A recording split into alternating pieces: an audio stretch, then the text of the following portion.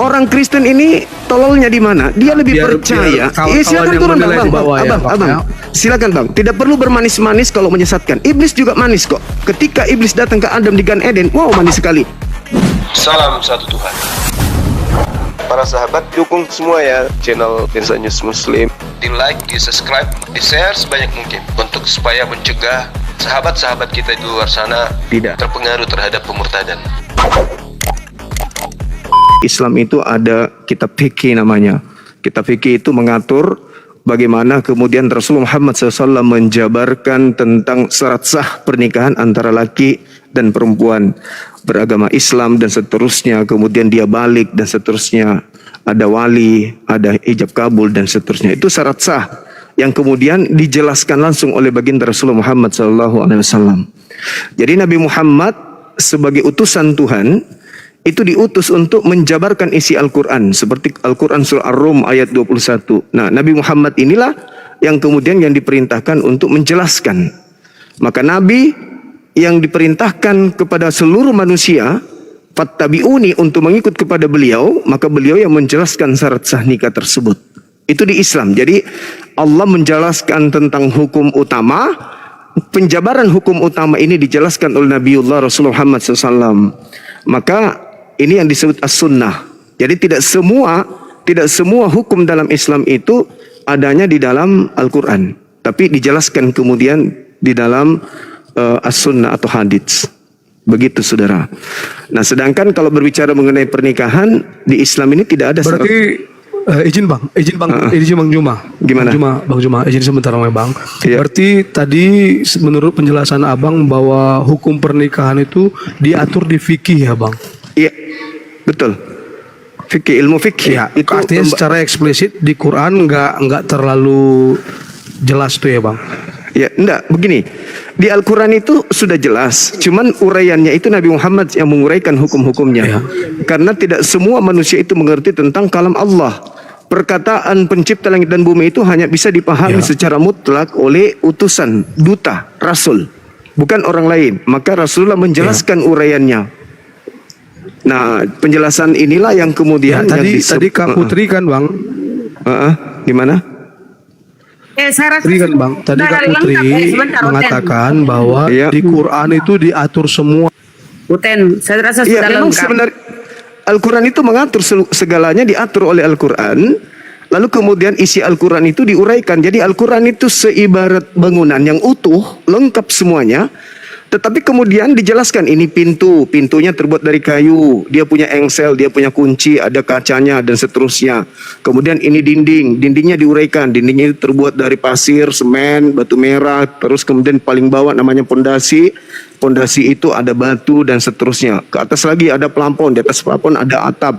Sebelah sini ada namanya jendela. Itu bangunan, Al-Quran itu bangunan, hadits itu menguraikan bangunan tersebut. Itulah Islam. Islam itu begitu. Jadi Allah memberikan Al-Quran, yang menjelaskan Al-Quran itu adalah wakilnya.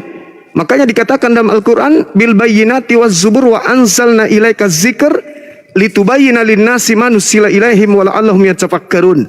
Aku turunkan kepadamu Al-Quran agar engkau menjelaskan isi Al-Quran ini kepada seluruh manusia apa yang harus mereka kerjakan. Maka yang menjelaskan kemudian isi Al-Quran itu adalah Nabi Muhammad. Nah, uraiannya inilah yang disebut hadits. Begitu saudara. Tadi kan dibanding-bandingkan Quran dengan Bible, kan gitu. Nah, artinya kalau kita berbicara seperti Bang Juma tadi sampaikan, ya Bible juga seperti itu bang. Seperti itu bunda, gitu loh. Tapi ada yang mau saya tanya lagi. Tadi tentang syarat hukum pernikahan itu yang saya tangkap dari penjelasan Bang Juma, di Quran itu sebenarnya nggak dijelaskan secara eksplisit. Salah satunya ada di Al-Quran surah An-Nisa. Ya, Bang Juma. Salah satunya dijelaskan dalam surah An-Nisa ayat 4 misalnya. Berbicara mengenai syarat sahnya itu diantaranya adalah mas kawin. Itu jelas itu bang. Diterangkan dalam Al-Quran. Wa'atun nisa. Jadi ketika kemudian dikatakan berikanlah mas kawin kepada seorang perempuan sadukatihinna, maka mas kawinnya itu diatur kemudian. Karena sudah ada perintah.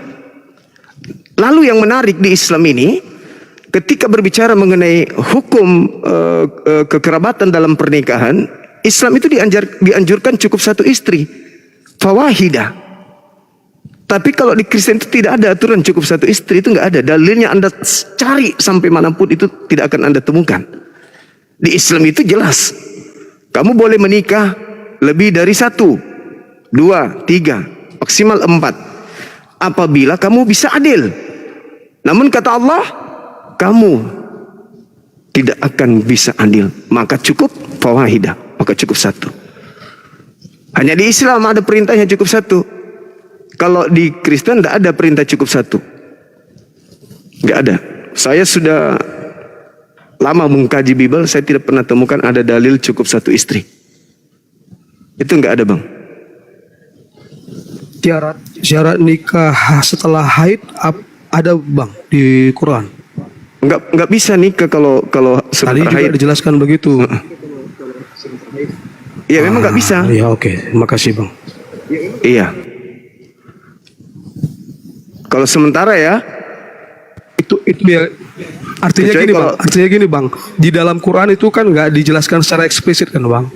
iya, maka Rasulullah yang menjelaskan itu. Karena beliau adalah Iya, wakil oke. Tuhan. Seperti itu, saudara. Iya, Bisa iya. kembali ke Terima tema? kasih, Bang. Mantap penjelasannya, Bang.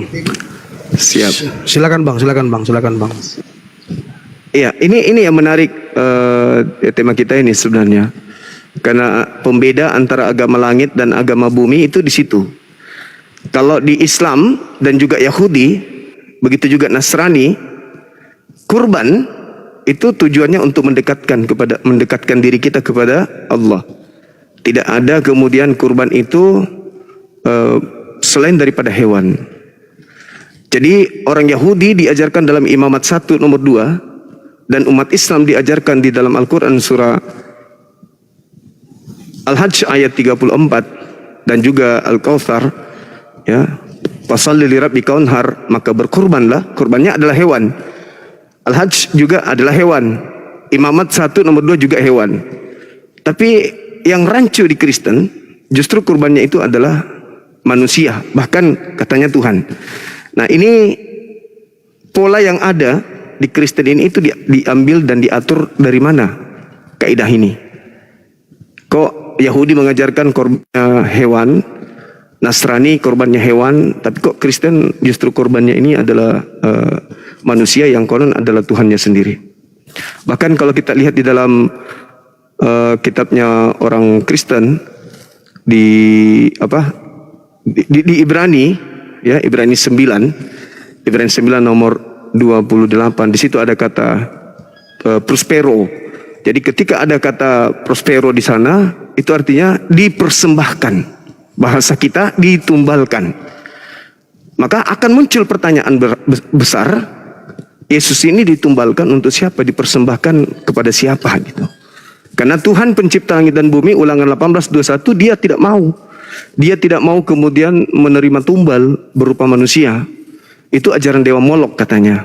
Bahkan di dalam Kejadian Keluaran 23 nomor 7 nomor 8, jangan kau persembahkan, jangan kau bunuh, jangan kau korbankan orang yang benar, jangan kau korbankan, jangan kau bunuh orang yang tidak bersalah. Nah, sedangkan Kristen, Yesus dijadikan sebagai tumbal, dalam hal ini kurban penebus dosa, karena dikatakan Yesus itu adalah suci. Kalau suci berarti dia orang benar. Perintahnya jangan kau bunuh. Tapi kok sekarang pembunuhan terhadap orang benar ini justru dirangkul oleh orang Kristen dan dijadikan sebagai solusi untuk keselamatan.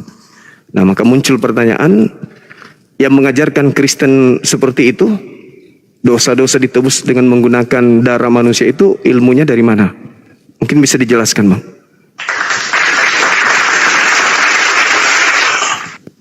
Ya, terima kasih Bang Juma. Kalau saya lihat temanya kurban versus tumbal, jelas dua-duanya dalam iman Kristen tuh nggak masuk, Bang. Nggak ada Ya. nggak ada dalam iman Kristen yang percaya dengan tumbal dan tidak ada dalam iman Kristen yang percaya dengan kurban. Gitu. Tapi kalau abang bertanya sama orang Yahudi, mungkin mereka akan menunjuk kurban. Tapi kalau kami Kristen nggak akan pernah merujuk kepada apapun ini, baik kurban atau tumbal. Demikian bang. Tapi kalau Anda melihat Yohanes 11 bang, Yohanes 11 itu di data nomor 47, 48, 49, 50, Yesus itu dipersembahkan, Yesus itu dikorbankan, ditumbalkan. Dia menjadi tumbal bagi orang Yahudi. Yohanes 11, ya, Yohanes 11 nomor ayat 47, 48, 49 sampai 50. 51, 52, 53 endingnya. Maka mulai pada hari itu juga mereka bersepakat untuk membunuh, untuk mempersembahkan Yesus. Betul itu bang, silakan Anda baca.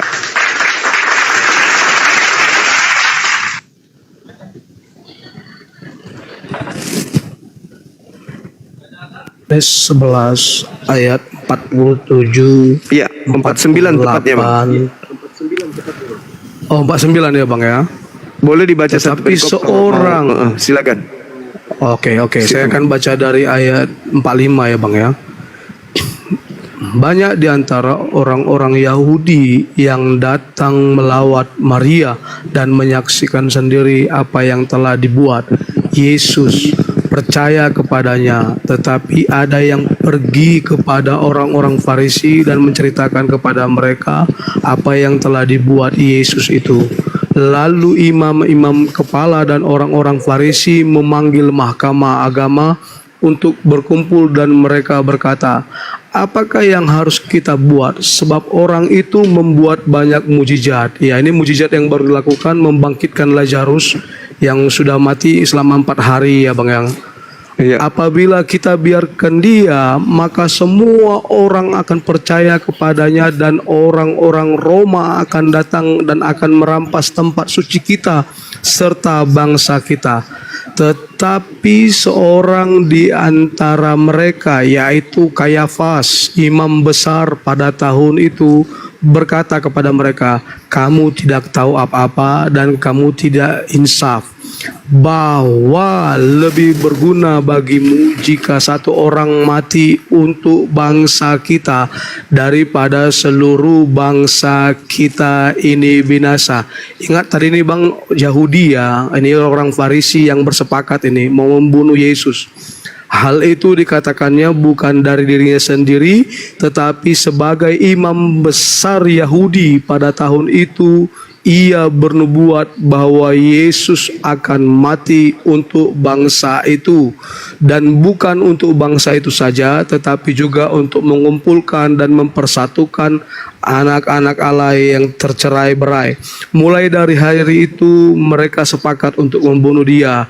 Karena itu Yesus tidak tampil lagi di muka umum di antara orang-orang Yahudi. Ia berangkat dari situ ke daerah dekat padang gurun ke sebuah kota yang bernama Efraim, dan di situ ia tinggal bersama-sama murid-muridnya. Pada waktu itu hari raya Paskah, orang Yahudi sudah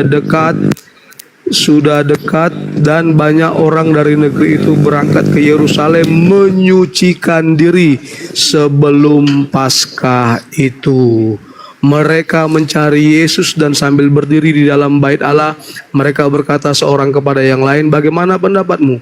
Akan datang jugakah ia ke pesta? Sementara itu imam-imam kepala dan orang-orang Farisi telah memberikan perintah supaya setiap orang yang tahu di mana dia berada memberitahukannya agar mereka menangkap dia. Gitu bang. Iya. Jadi betul tadi yang saya bilang, kalau Yahudi abang tanya, mereka pasti setuju dengan kurban. Enggak, Yahudi ingin menumbalkan Yesus demi bangsa mereka, agar bangsa mereka dan tempat suci mereka itu tidak dirampas oleh orang Roma. Itu bang. Enggak, Mereka ingin masalahnya bang, nggak ada kata-kata tumbal di situ bang. Kalau tumbal itu kan persembahan. Gak ada kata-kata tumbal di situ. Kalau persembahan itu kan Ya, tumbal, tadi kan abangku. sudah kita bacakan, Bang. Oh, itu bahasa Indonesia kan ya? Enggak. Tadi kan di dalam ayat. Oke, enggak. Gini Bang, kita kontekstual ya Bang ya. Ya silakan Bang Ujwa, silakan Bang Ujwa. Iya. Jadi ketika orang-orang Yahudi ingin menyelamatkan bangsa mereka dari rampasan orang-orang Roma, apa yang mereka lakukan? Mereka mempersembahkan Yesus. Kalau mempersembahkan Yesus kan berarti menumbalkan. Itu bahasa kita. Dan lagi-lagi di dalam Ibrani 6 nomor 28 kan jelas di situ. Ibrani 9 ya. Ibrani 9. Ibrani 9 nomor 28. Di situ ada kata prospero. Prospero itu dipersembahkan. Persembahan berarti ya ditumbalkan. Karena tumbal itu adalah sebagai upah kepada yang bisa membinasakan. Menurut konsep yang mempersembahkan persembahan. Misalnya nih, ada orang percaya kepada jin gunung. Jin gunungnya ini atau hantu gunung ini minta supaya kampung mereka itu tidak tercemar atau tidak dihancurkan oleh penyakit yang menular. Maka di antara mereka ada tua-tua yang kemudian didatangi oleh penunggu gunung ini dan mengatakan, berikan kepadaku, persembahkan kepadaku anak manusia supaya penyakit ini saya cabut dari perkampunganmu. Maka mereka mempersembahkan. Nah itu namanya tumbal. Meskipun tidak dikatakan tumbal, tetapi karena untuk membayar supaya tidak mendatangkan bahaya, ya itu tumbal namanya. Gitu saudara. Jadi Yesus ini ya tumbal untuk kemudian orang-orang Yahudi tidak merampas tempat suci mereka dan tidak merampas bangsa Yahudi. Katolik orang Romanya tidak merampas kemudian orang-orang Yahudi punya tempat suci dan bangsa. Nah, sedangkan kalau kita membaca seperti yang Anda baca sendiri, Yohanes 11 nomor 45 sampai 57 ini ternyata tuan rumah ingin membunuh Yesus karena faktor ekonomi sosial. Bukan karena tumbal dosa, tetapi tumbal untuk bangsa. Dan tumbal pun itu hanya untuk menyelamatkan bangsa mereka, bukan untuk menyelamatkan dunia. Setelah muncul Kristen, barulah ada doktrin tumbal untuk dosa dunia. Makanya saudara Kristen itu kelelahan, kecapean mencari data ketika diminta, mana bukti kalau manusia itu diwarisi dosa dari Adam? Mana dalilnya di kitabnya orang Yahudi? Ya sampai kita menemukan selangkangan ular tidak akan pernah ditemukan itu datanya. Itu nggak ada bang, nggak ada. Tuhan berfirman, Adam karena kau berdosa maka seluruh keturunanmu akan mewarisi dosa-dosa. Itu nggak ada, itu buatan gereja awal mula. Itu doktrin dari Paulus di dalam Roma 5 nomor 12. Karena oleh satu orang kemudian turun ke bumi, maka dia satu orang ini menjalarkan dosa ke bumi. Itu fitnah. Fitnah terbesar yang dilakukan oleh Kristus padang gurun, yang datang kepada Paulus membisikkan Paulus untuk melakukan fitnah besar-besaran terhadap kakek kita sebagai manusia pertama. Nah ini Kristen harus melek. Oh ternyata tidak ada dalil kalau ada dosa diwariskan Adam. Ternyata selama ini hanya ada bohong waris, bukan dosa waris. Tapi bohong yang diwariskan turun-temurun sudah 2000 tahun. 2000 tahun kalian menipu generasi berikutnya dengan mengatakan Yesus datang untuk nebus dosa kita yang diakibatkan oleh nenek kita Adam. Itu fitnah. Itu fitnah terbesar yang dilakukan oleh setan yang kalian aminkan. Tidak ada dalil, Bung. Bible masih ada di tengah-tengah kita. Bisa kita lihat. Saya punya di rumah Bible saya itu menumpuk. Kita cari, tidak ada dosa waris. Bahkan kalau Anda lihat dalam Kejadian 5 nomor 2, Tuhan mengatakan apa? Aku Tuhan memberkati Adam, aku Tuhan memberkati manusia, baik laki dan perempuan aku berkati mereka.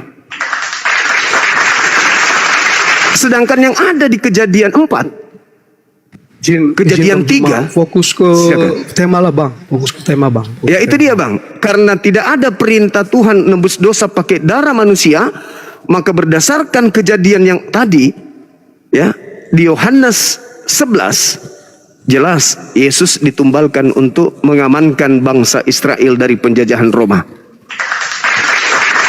Itu kesimpulan saya, Bang. Silakan. Baik Bang, tadi Abang yang menawarkan tema ini kurban versus tumbal. Tadi saya katakan bahwa kedua-duanya pun orang Kristen tidak mengimani kecuali kalau Yahudi. Nah, Abang bawa dalil dari Yohanes 11 ayat 49 sampai 53. Dan tadi Abang sudah izinkan saya untuk membaca satu perikop. Terima kasih Bang Juma. Tapi saya tidak menemukan dalam Yohanes 11 ayat 49 sampai 53 itu kata-kata ditumbalkan atau dikurbankan gitu Bang. Atau Abang punya ayat yang lain untuk memperkuat tema Abang pada saat ini? Iya, saudara. Kalau Anda melihat di dalam Galatia 3 nomor 13, Kristus telah menebus Kristen dari kutuk hukum Taurat dengan jalan menjadi kutuk. Karena ada tertulis terkutuklah dia orang yang digantung. 3:15. 3 ayat 15. 15. Oke, silakan Bang, silakan. Iya. 13, Sebab ada 13 sebab ada tertulis terkutuklah dia yang digantung di tiang salib. Kalau kita berbicara konsep salib, menurut Tuhan yang ada di dalam kitabnya orang Yahudi, orang yang disalib itu adalah orang yang... Izin Bang. Bang Jum. Silakan. Bang Juma izin Bang. Galatia 3 ayat 15. Saudara-saudara, baiklah ku pergunakan suatu 13. Iya. Oh. Oke, sebentar ya Bang. Saya baca dulu ya Bang ya. Silakan. Kristus telah menebus kita dari kutuk hukum Taurat dan dengan jalan menjadi kutuk karena kita, sebab ada tertulis terkutuklah orang yang digantung pada kayu salib. Ya, silakan Bang. Iya, ini Paulus ada dendam apa sampai Yesus ya dikatakan terkutuk dan dia harus menanggung dosa-dosa. Kenapa dia yang harus jadi tumbal? Bukankah dalam kajian-kajian yang ada di dalam kitabnya orang Yahudi seperti Keluaran 29:14, ketika mereka melakukan dosa, perintah Tuhannya apa? Bakarlah dagingnya, sapinya dan kotorannya, itulah korban penebus dosa. Jadi yang menjadi korban penebus dosa itu adalah lembu, sapi bagi Bani Israel. Nah, sedangkan Paulus mendoktrin dengan menghinakan Yesus dengan mengatakan bahwa Kristus telah menebus Kristen dari kutuk hukum Taurat dengan jalan menjadi kutuk karena Kristen, sebab ada tertulis. Nah, ini sebab ada tertulis. Di mana tertulis? Terkutuklah orang yang digantung di tiang salib. Ternyata tertulisnya di Ulangan 21 nomor 22 dan 23. Apabila ada orang yang melakukan dosa yang sepadan dengan hukuman mati, lalu kau hukum dia, jangan kau biarkan mayatnya semalam-malaman di atas tiang. Sebab orang yang dikutuk oleh Elohim tidak boleh mayatnya menyentuh tanah yang diwariskan Tuhan kepadamu. Berarti Paulus sedang memfitnah Yesus bahwa Yesus ini adalah pelaku dosa yang sepadan dengan hukuman mati, sehingga Yesus ini dikutuk oleh Elohim. Ini kata Paulus. Sedangkan Elohim sendiri di dalam Yohanes 3 nomor 16 katanya Elohim yang berkata di situ. Katanya, inilah anakku yang kukasihi, kepadanya aku berkenan. Loh, dikasihi, loh, berkenan. Tapi kok salah Bang. Yohanes 3 ayat 16 bukan itu Bang. Oh, salah ya. Karena begitu besar kasih Allah akan dunia, itu dia Bang. Iya, sehingga dia menganugerahkan, anaknya yang tumbal. Iya, mengaruniakan dengan menganugerahkan itu sama. Iya, yang tumbal atau yang... Ya, oke, silakan Bang. Yang tumbal atau yang tunggal? Yang tunggal Bang, tunggal. Oh, yang tunggal berarti bukan tumbal ya? Itu catat. Ya, yang tunggal. Iya. Supaya yang percaya tunggal, ya, tidak binasa. Kan gitu. Berarti Yesus ini orang yang dikasihi Tuhan. Yesus orang dikasihi. Yesus adalah karunia. Loh, kok jadi Paulus katakan dia adalah orang yang mati terkutuk? Demi untuk dosa-dosa orang Roma, Ilmunya dari mana itu? Paulusnya dapat ilmu dari mana? Memfitnah Adam, mewariskan dosa. Memfitnah Yesus, dikutuk Elohim. Memfitnah Yesus, membatalkan hukum Taurat. Memfitnah Yesus, dewa yang nusul menjadi manusia. Ini Paulus ilmunya dari mana, abangku?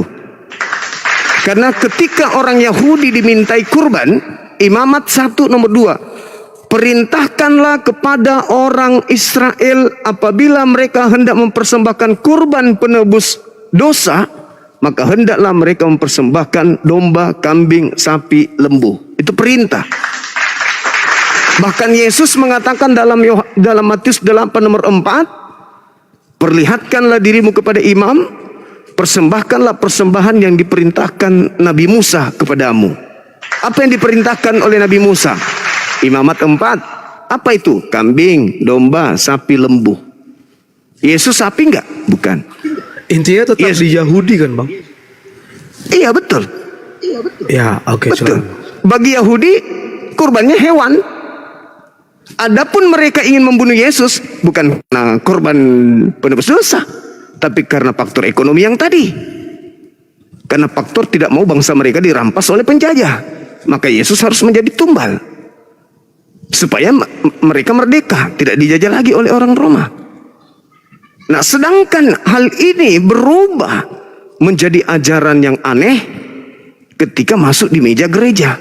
Tiba-tiba saja orang yang dibunuh, orang yang mengalami pencobaan dibunuh oleh Yahudi, tiba-tiba saja menjadi penebus dosa. Menebus dosa waris. Tuhan yang datang mengambil rupa manusia untuk mengasihi manusia dengan cara menebus dosa, mati di atas salib. Kok tiba-tiba berubah? Padahal dalam kaidah yang ada, Yesus datang membawa hukum Taurat, di mana hukum Taurat mengajarkan menggunakan hewan untuk nebus dosa. Yesus memerintahkan menebus dosa dengan menggunakan hewan, perintah Nabi Musa. Itu yang ada. Dan Tuhan mengajarkan Imamat 1 nomor 2 agar mengorbankan hewan, binatang. Dan bahkan di dalam Ulangan 18, Tuhan murka ketika ada orang yang mempersembahkan anak manusia kepada dewa Molok. Bahkan dikatakan begini di dalam Amsal 6 nomor 16, 6 perkara yang dibenci oleh Tuhan, bahkan 7 kekejian di dalam hatinya, yaitu salah satunya menumpahkan darah orang yang tidak bersalah. Jadi membunuh Yesus itu adalah kekejian. Membunuh Yesus itu adalah hal yang sangat dibenci oleh Tuhan. Lalu kenapa hal yang dibenci ini tiba-tiba berubah menjadi kunci keselamatan bagi orang Roma? Merembet ke Belanda. Menurut Bang Juma, siapa yang membunuh Tuhan Yesus itu siapa? Yang membunuh Yesus itu adalah orang-orang Roma bersekongkol dengan iblis yang diprakarsai oleh orang Yahudi. Yang tadi itu, Bang. Bukan orang Yahudi Kristen ya, Bang? Bukan orang Kristen ya, ini. Bukan ya. Bukan. Orang Kristen ini korban dari orang Farisi, Paulus. Makanya saya katakan tadi, bagi orang Kristen diajarkan oleh makhluk padang gurun yang ngaku Kristus yang datang kepada Paulus bahwa kematian Kristus di atas salib itu untuk menebus dosa orang-orang Kristen. Itu ajaran yang tidak pernah diajarkan sama sekali. Itu muncul di meja gereja. Bukankah itu, Bang, merujuk ke Yohanes 3 ayat 16 tadi yang Abang bilang? Loh, justru dia adalah orang dikasihi, berarti dia nggak boleh dikutuk dong.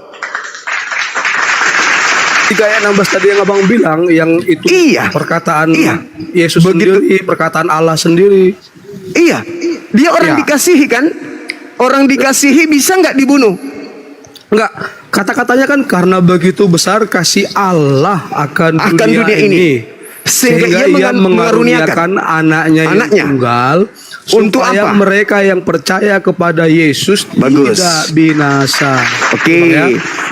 Berarti kalau kita percaya kepada Yesus, kita tidak binasa. Sebaliknya kalau kita tidak percaya kepada Yesus, kita binasa. Jadi intinya di situ, percaya tidak binasa, tidak percaya binasa. Nah, Yesus mengajarkan ketika ditanya oleh muridnya di dalam Matius 19 nomor 12 dan seterusnya, apa kata muridnya? Wahai guru, Apa yang bisa aku lakukan agar aku bisa selamat hidup kekal? Apa kata Yesus, Bang? Jangan membunuh. Lakukan hukum Taurat ya. Iya, berarti Lakukan 10 hukum Taurat. iya, berarti kata Yesus, boleh nggak bunuh Yesus? Nggak Boleh boleh. nggak bunuh Yesus? Nggak boleh. Nggak boleh. Kalau tadi kan Yesus saya dibunuh, bilang iya makanya Tapi tadi kan- pertanyaannya, Ya, silakan Bang. itu dari Yahudi. Ini Kristen nih, ini Kristen yang kena nih yang terakhir. Makanya jangan bunuh Yesus. Kalau Yesus dibunuh, itu melahirkan dosa atau menebus dosa? Silakan Anda jawab. Tadi saya sudah bertanya sama Bang Juma dan Bang Juma sudah menjawab bahwa yang membunuh Yesus itu Yahudi dan Roma. Begitu Bang ya. Iya. Jadi artinya yang tadi pertanyaan Abang apa yang terakhir tadi? Saya lupa. Membunuh Yesus Membunuh Yesus itu melahirkan dosa atau menghapuskan dosa, menebus dosa? melahirkan dosa atau menghapuskan iya. dosa. Iya. Melahirkan dosa atau menghapuskan dosa. Dalam Iya. sudut pandang Yahudi itu melahirkan dosa. Oke. Dalam sudut pandang kekristenan yaitu menghapus dosa. Nah, sudut pandang Kristen ini asasnya dari mana? Sudut pandang Kristen ini asasnya dari karena begitu besar kasih Allah akan dunia ini sehingga ia mengaruniakan anaknya yang tunggal. Anaknya Itu, ini Bang. untuk Yohanes 3:16 anaknya ini orang benar, dia mengaruniakan anaknya untuk dibunuh. Ya, mengaruniakan anaknya yang tunggal ya banyak hal, Bang. Ya, termasuk Kan dia punya untuk dibunuh. dia punya visi dan punya misi dari surga turun ke dunia, datang ke dunia. Untuk dibunuh. Banyak. Enggak, ini Untuk- yang kita bahas tumbal Untuk ini. dilahirkan, Untuk menjadi tumbal, untuk dibunuh. untuk mengajar, untuk kalau itu menyatakan jelas, kalau itu jelas. siapa Allah Kembali kepada dan tema, Bang. Dan bagaimana surga Kembali untuk kepada mati karena dia manusia dan Ya, untuk bangkit dibunuh. dan naik ke surga. untuk dibunuh. Mati. Untuk dibunuh. Untuk mati, Pak. Untuk mati, Bang. Untuk dibunuh. Mati. Untuk dibunuh atau gimana? Kalaupun nggak dibunuh pasti dia mati. Iya, yes, kita semua mati, tapi kita bukan penebus. Izin ya, Bang. Sekarang pertanyaan- karena gini Bang. Iya, silakan. Saya nggak mau terbawa opini Abang karena kan bukan. tujuannya kan Saya- bukan untuk dibunuh. Saya minta Anda yang klarifikasi. Saya hanya mengarahkan saja. Nah, tidak ada yang perlu diklarifikasi karena tidak ada kata-kata dia untuk dibunuh di dalam Alkitab. Tapi yang Anda katakan tadi bagi Kristen itu adalah menebus dosa, itu ilmu dari mana? Atau tidak ada kata-kata untuk disengaja dibunuh, Saudara, gitu Bang. Saudara, tapi Ya, tadi terima ketika kasih, Anda Bang. membawa Yohanes 3 nomor 16 kok larinya ke bunuh? Memang di situ ada bunuh. Itu kan mengaruniakan. Kenapa larinya ke Tadi kan bunuh? pertanyaan Abang kan Yesus itu mati untuk menambah dosa atau untuk menghapus dosa. Ya, bagi Kan gitu Kristen kan, menghapus Bang? dosa. Iya. Hah? Nah, saya tanya, itu ilmu dari mana? Membunuh Ya, orang oke. benar Dari adalah sudut menghapus pandang dosa itu. orang Kristen, dari sudut Iya, pandang iya. Ya, silakan Bang. Dari Silakan, sudut Bang. Abang ngomong. sudut pandang orang Kristen ini, membunuh Yesus, membunuh orang benar, membunuh karunia Tuhan, itu adalah menghapus dosa. Membunuh orang yang dilarang dibunuh oleh Tuhan, itu menurut Kristen menghapus dosa. Keluaran 23 nomor 7 nomor 8, jangan kau membunuh orang yang benar, jangan kau membunuh orang yang tidak bersalah. Masalahnya Sebab- Bang, yang membunuh itu bukan orang Kristen, Bang. Kan tadi Abang Justru sepakat kan itu. orang Yahudi dan Justru orang itu. Roma. Justru Kan itu. begitu, Jadi, Bang. Artinya tuduhan Iya. ini harusnya Abang arahkan kepada mereka. Gitu loh. Abang sendiri yang mengatakan tadi, bagi Kristen menghapus dosa, betul? Itu tadi pertanyaan Abang, kalau Yesus mati, apakah itu menambah dosa atau menghapus dosa? Nah, bagi Anda itu menghapus itu dosa. menambah dosa, bagi Kristen itu menghapus dosa. Oke, bagi Tuhan Kenapa? membunuh- Melalui kematiannya, dia turun ke dalam dunia orang mati untuk menyelesaikan semua upah dosa.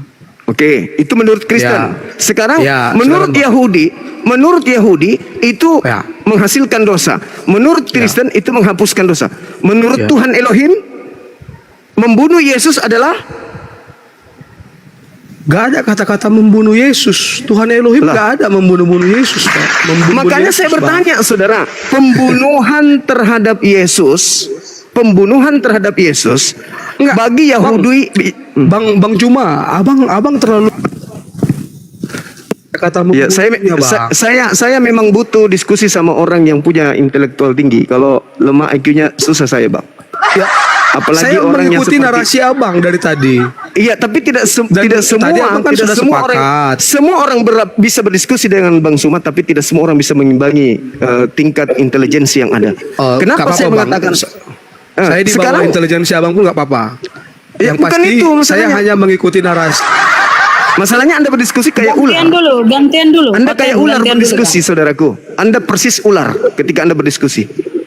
Ketika Anda berhadapan, Bukannya abang Anda sudah lari dari tema, Bang. Saya tidak lari dari tema loh. Saya mengatakan bagi Yahudi itu adalah melahirkan dosa. Bagi Kristen Anda akui itu menghapus dosa. Dua keadaan yang berbeda. Maka muncul pertanyaan saya. Bagi Tuhan, apakah membunuh Yesus itu melahirkan dosa atau menghapuskan dosa? Itu loh pertanyaan saya.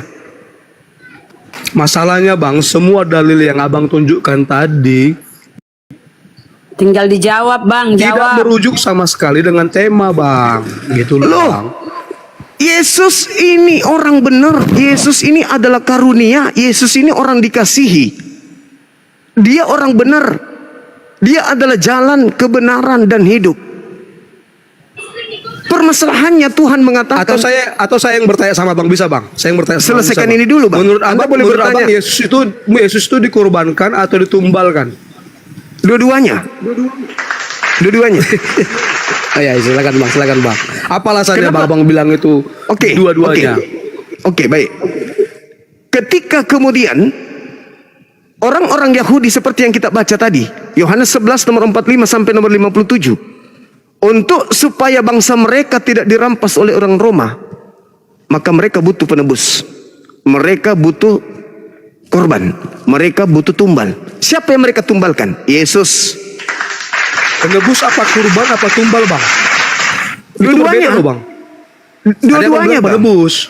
Oke, tiga-tiganya Oke. kalau gitu. Apalagi? Pembebas juga boleh. Berarti penebus dari apa menurut abang? Penebus dari tekanan orang Roma. Oke, lanjut Bang. Pembebasan dari jajahan orang Roma. Tumbal supaya mereka tidak dijajah oleh Roma. Korban supaya orang Roma tidak merampas bangsa mereka. Semua kena. Begitu juga di Kristen. Kristen bagi Yesus, Yesus bagi Kristen adalah korban dan juga tumbal sekaligus persembahan. Semuanya kena. Contoh, Ada dalilnya, Bang. ada dalilnya. Coba 1 Bang Yohanes tunjukkan. 2 1 Yohanes 2 nomor 1. Anak-anak Di mana yang Yesus kekasih. jadi kurban, jadi tumbal bagi orang Kristen. Coba tunjukkan, Bang. Astagfirullahaladzim. Saya tadi sudah katakan kepada saudara Ibrani 9 nomor 28. Di situ ada kata prospero. Prospero itu dipersembahkan. Bahkan kalau Anda lihat di dalam kitab Ibrani 9. Ibrani 9 nomor 28. Kalau Anda melihat di 1 Korintus 5 nomor 7, di situ Yesus disembeli. Kalau disembeli itu artinya apa, Bang? Kalau disembeli itu artinya apa, Bang? Dikorbankan. Ya, Bang. Saya baca ya, Bang. Iya, Saya silakan. baca ya, Bang. Silakan. Izin ya, Bang Juma ya. Silakan. Saya baca ya. Silakan. Oke. Silakan. Sebentar. Ibrani 9 Nomor 28. ayat 28. 28. Saya mulai dari ayat 27 ya, Bang. Silakan. Oke.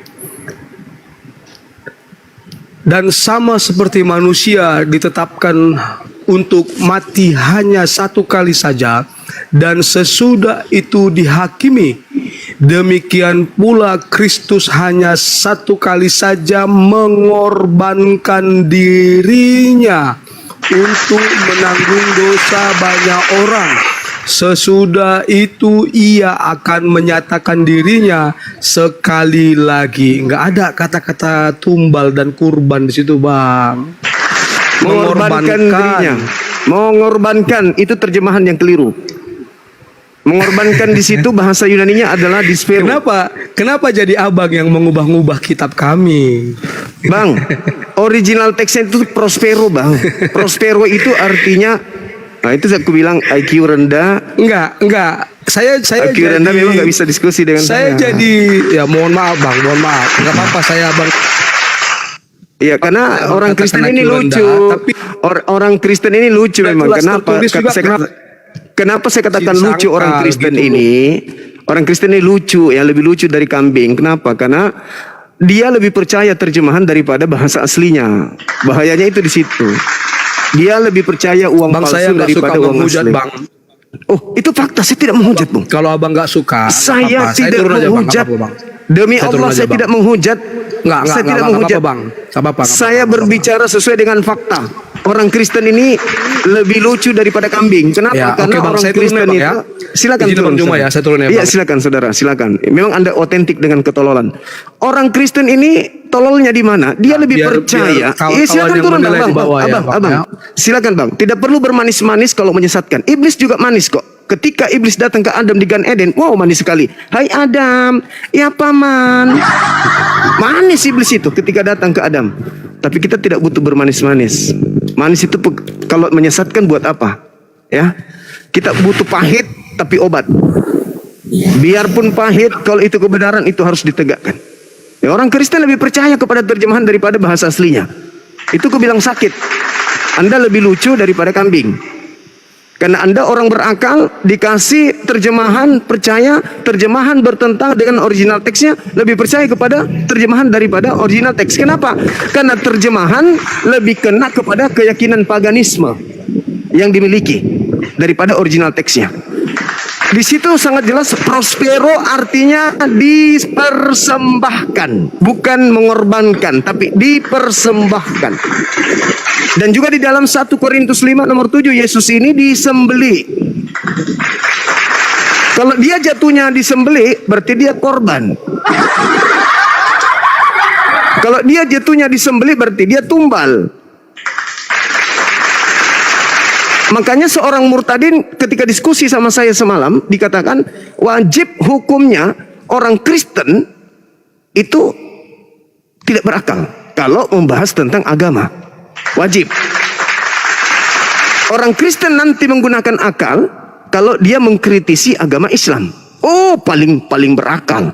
Sampai titik komanya itu mereka harus selektif. Titik komanya Islam itu mereka harus, wah luar biasa. Kayak tadi bertanya tentang syarat nikah, masuk ke Al-Quran, apa itu hadits, apa itu as-sunnah. Sampai ke akar-akarnya kalau mereka bertanya pakai akal. Kalau bertanya tentang Islam. Tapi kalau membahas agamanya, mereka pakai biji sakar berbicara. Iya, itu fakta. Biji sakar ternyata biji sakar ya kalian. Biji sakar. Ya. Iya. Oh, keren. Oke, Guru ndak izin. Kita sapa Yosef, Iya, Kristen. Ya, halo. Yosef. Kristen, Bang? Ya. Ya, Oke, silakan Bang ya, dilanjutkan diskusi tadi. diskusinya apa mengenai apa? Tuh, kurban tumbal. Tuh, Pertanyaan temanya Sumber Bang. mengenai ini apa?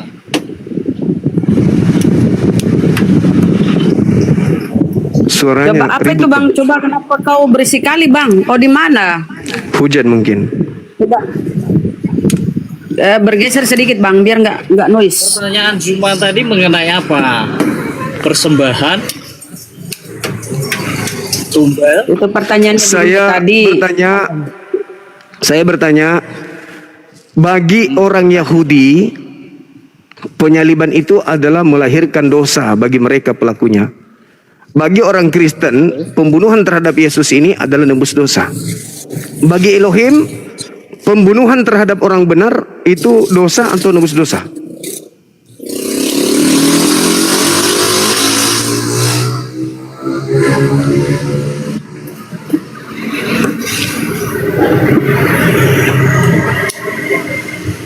Bagi orang Kristen dan bagi orang Yahudi, apa bedanya di situ? Orang Yahudi tidak pernah menyalib orang untuk nebus dosa. Ya, betul. Kok katanya beda? Kok enggak ada bedanya? Orang Kristen penyaliban ini adalah nebus dosa Kristen. Sedangkan orang Yahudi, Orang Yahudi percaya nggak penyaliban? ya percayalah. Masa tidak percaya? Percaya dari mana? Dalilnya dari mana? Ulangan 21, 22, 23. Orang percaya orang Yahudi masuk apa enggak? Kenapa? Orang Yahudi masuk enggak? Percaya di situ apa enggak? Ulangan 20. Iya percaya, makanya mereka melakukan kesaksian dusta bahwa Yesus ini pelaku dosa. Yesus ini ingin menyamai Tuhan. Loh, dari mana Kenapa? ulangan 20 mengatakan Yesus di situ ada? Loh, ulangan itu kitabnya orang Yahudi, Cak Ayu. Di dalam konsep Konsepmu, dalilmu tuh jangan ambil di dalam ayat 20, di ulangan 20. Perhatikan konteksnya. Ulangan 21. Itu yang Dan kamu dikutip bilang oleh tadi ulangan Paulus. 20, sekarang ulangan 21. Kok balik-balik, bolak-balik gimana? Ulangan 20 ya? Saya salah berarti. Ulangan 21. Ayo, salah. Dalilmu kok Ya, salah, ngomong apa sih? Saya ralat, bukan ulangan 20, ulangan 21. Ayo. Nomor 22 Bicara sampai itu punya 23. dalil. Ya itu dalilnya. Ulangan 21, nomor 22, 23. Iya, bicara apa mengenai di situ di dalam ulangan 21? Ternyata Anda mau belajar sama saya. Kalau masih belajar jangan songong. Loh, Kalau masih saya nggak status masih belajar, jangan saya sudah paham konteksnya ulangan 21 apa? Ya sudah. Bicara apa, Di situ mengenai apa? di situ ulangan 21, 22, 23 itu membahas tentang orang yang dikutuk Tuhan atau orang yang diberkati Tuhan. Saya menjadi pertanyaannya di situ di mana konteksnya di ulangan 21 pada zaman itu. Udah. Kalau Anda nggak sanggup silakan turun. Saya hanya ingin Enggak, berdiskusi masalahnya kamu konteksnya dengan orang membahas yang dengan bodoh. dalil, Kalau Kristen pasti bodoh. Pasti bodoh kalau orang Kristen. Membahas agamanya ya, pasti bodoh. Tapi sebodoh-bodohnya Kristen yang saya butuhkan adalah mereka yang tidak sombong dengan kebodohannya. Kalau sudah bodoh, goblok, tolol, bahlul, tapi sombong, di Islam itu ada yang kayak gitu. Anda kalau bodoh aja, tapi buka diri untuk nerima ilmu. Jangan sombong. Anda pura-pura lidah seakan-akan Anda paham ulangan 21. Begitu ditanya Anda pandai memainkan kata-kata. Ingat Bang, saya ini ahli psikologi. Saya bisa mengerti tentang orang yang kepepet, orang yang menyembunyikan kelemahan dengan memutar lidah. Saya ini pakar psikologi. Saya seorang pendidik. Jadi jangan Anda memutar lidah di depan saya. Oke? Kalau Anda bodoh aja. Jangan sok cantik, jangan sok pintar. Gak bagus Bang. Gak bagus orang sok pintar itu, tapi bodoh, bahlul. Ulangan 21 nomor 22, 23 itu adalah tatanan terhadap hukum Tuhan yang berlaku bagi orang yang dikutuk oleh Tuhan. Pantas enggak Yesus didudukkan di situ? Pikir pakai ini. Pantas enggak Yesus yang adalah orang yang dikasihi, yang menjadi karunia bagi Bani Israel, duduk sebagai orang yang dikutuk oleh Elohim itu sendiri? Pantas enggak? Kalau Anda mengatakan pantas, wajarlah Anda menjadi Kristen. Karena itu tadi, Kristen wajib bodoh dalam beragama.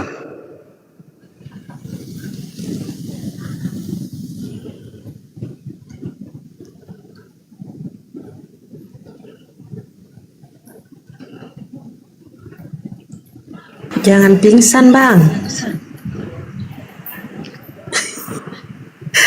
Mic-nya kok saya dimatikan? Cuma Mending saya kerja Bang ulangan daripada 21, saya diskusi sama orang cuma ulangan 21 dengan ayat seperti tadi dengan dimasukkan di dalam Matius, di dalam ini, di dalam tumbal, di dalam pembelian kepada Yesus Kristus. Maksudnya apa? Enggak nyambung belas Oke, sekarang Anda tunjukkan dalil di kitabnya orang Yahudi yang menjadi jangan bicara mengenai dalil. Kamu membuat dalil dengan apa tadi? Dengan tema kurban dan tumbal. Iya benar apa enggak? Iya. Orang-orang Yahudi diajarkan mengorbankan binatang, hewan, kambing, domba, sapi, lembu. Dari mana Kristen mengajarkan kemudian yang menjadi korban itu adalah manusia? Siapa yang ngajarin Kristen? Korban nebus dosa manusia itu yang ngajarin Kristen siapa? Kasih saya dalil. Silakan.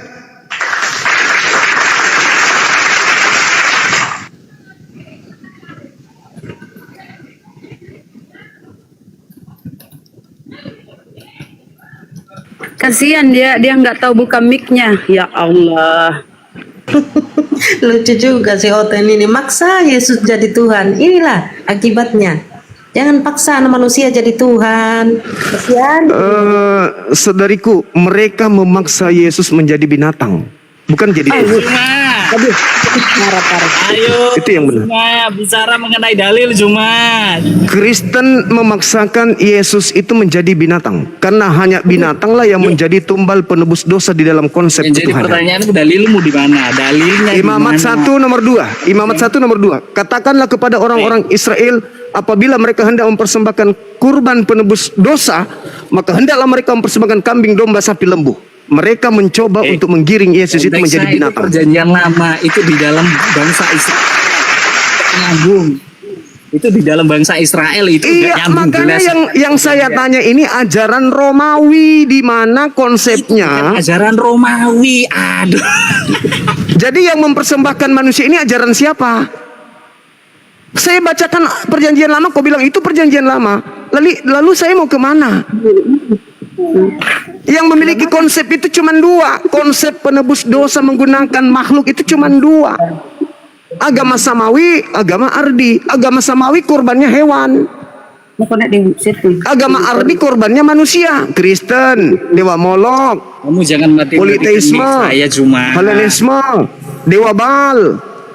Itu korbannya adalah manusia. Yang saya minta kepada saudara, dari mana Kristen ini mengambil pola korbannya manusia? Kok terus? Tadi Kok kan terus? Ulangan 21 berkat dan kutu. Ulangan 21 itu pola, Ulangan Bung. 21. Kamu bilang tadi ulangan 21 berkat dan kutu. Ya itu pertanyaan saya, kenapa baru sekarang Anda sadari? Anda baru baca. Saya bertanya ulangan 21. Itu gak nyambung. Apa ya nah?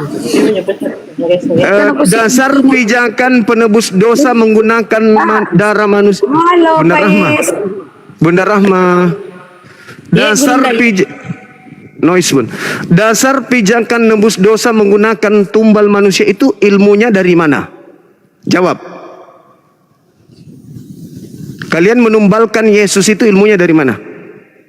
Kalau orang Yahudi tumbalnya itu, korbannya itu hewan. Sekarang saya tanya, Kristen, Aliteng, agama dari pagan Romawi yang sampai ke Belanda masuk ke Indonesia melalui penjajah ini, korbannya manusia, tumbalnya manusia itu ilmu dari mana? Ayo jawab.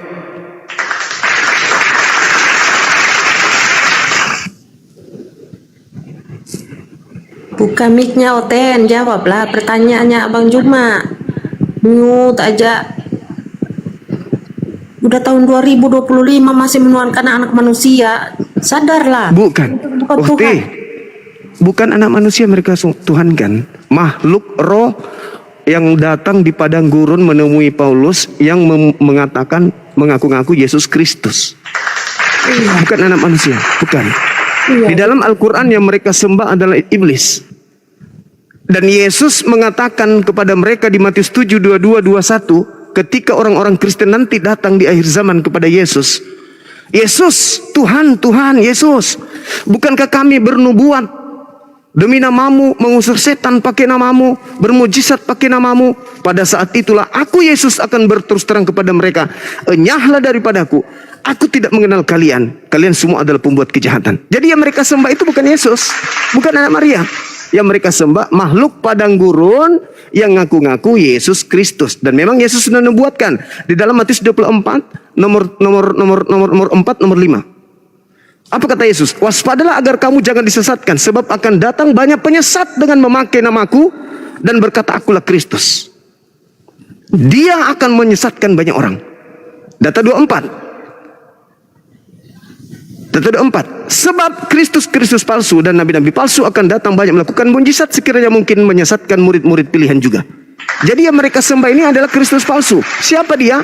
Makhluk padang gurun yang datang kepada Paulus di dalam Kisah Para Rasul 9 nomor 3, 4, 5, 6, 7, 8, 9, 10 sampai 22 dan seterusnya.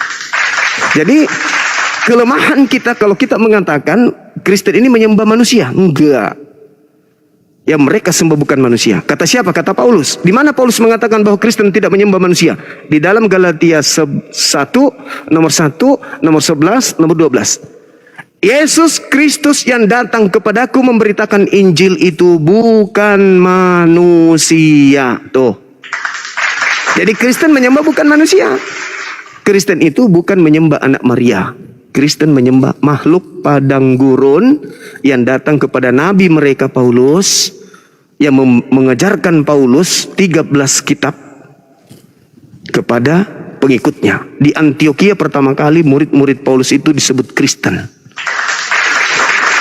Jadi mereka Kristen ini bukan penyembah manusia. Makanya ketika Allah tanya, wa isqalallahu ya Isa bin Maryam a anta qulta linnas takhizuni, wahai Isa, apakah engkau yang mengajarkan orang-orang tak berkepala ini menyembah dirimu selain daripada aku? Apa kata Nabi Isa?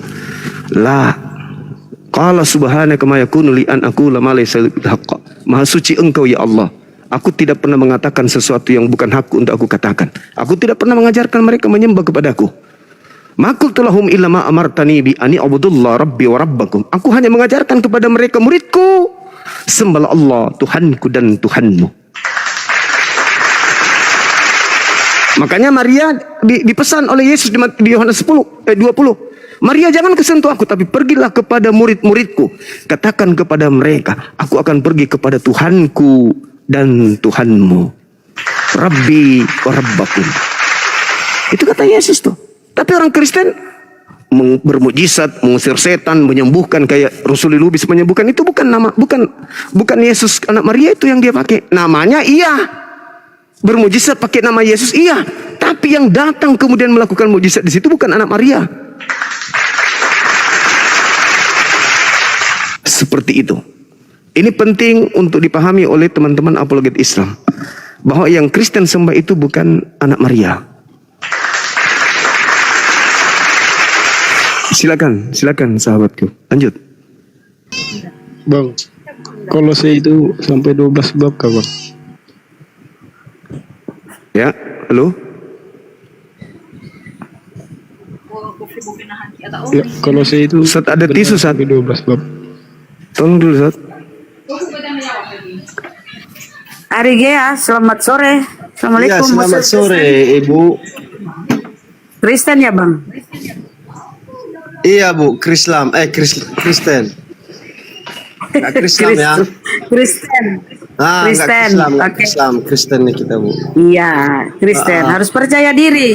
Iya Harus betul. percaya diri Bang. Percaya diri, ngapain tampil kalau nggak percaya diri Bu?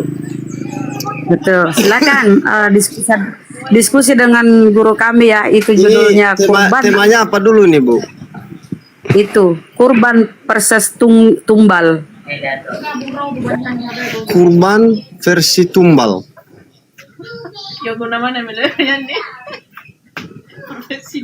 Jadi nggak masuk logika saya tuh sebetulnya Bu. Kok kurban versi tumbal? Itu diserahkan kepada siapa tumbalnya Bu? Ya kalau Yesus itu yang ditumbalkan di tiang salib itu dengan terkutuk, itu persembahannya kemana ya? Itu bukan di apa itu Bu? Bukan ditumbalkan itu namanya itu.